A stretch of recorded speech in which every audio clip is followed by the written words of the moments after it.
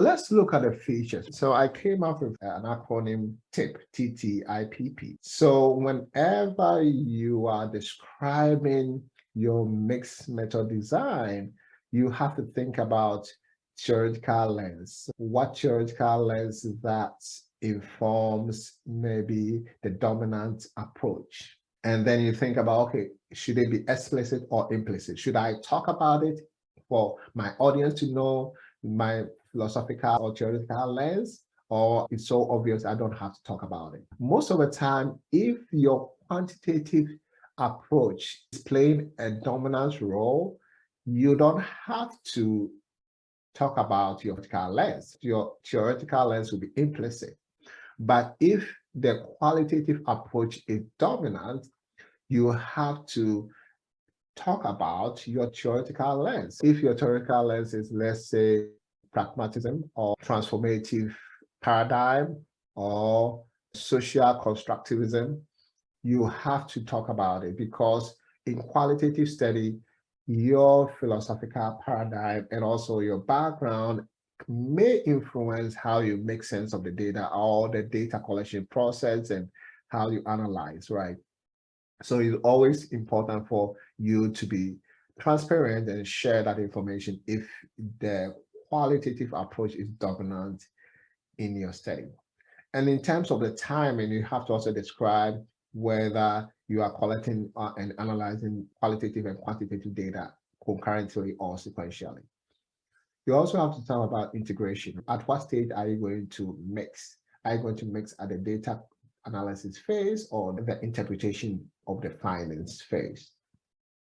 You also have to talk about the purpose or the methodological rationale, whether you are using triangulation, development, initiation, complementarity, or expansion. You also have to talk about the priority. This one, you are talking about which one is dominant, which approach is playing a dominant role. If they are all playing dominant role or they have equal role, you have to talk about it. If they are playing an unequal role, you have to talk about which one is dominant and which one is not dominant. So these are the things that you have to think about. So this one will just help you to describe your approach in case somebody asks you, what is concurrent triangulation mixed method design? You can use these concepts to help you to describe that.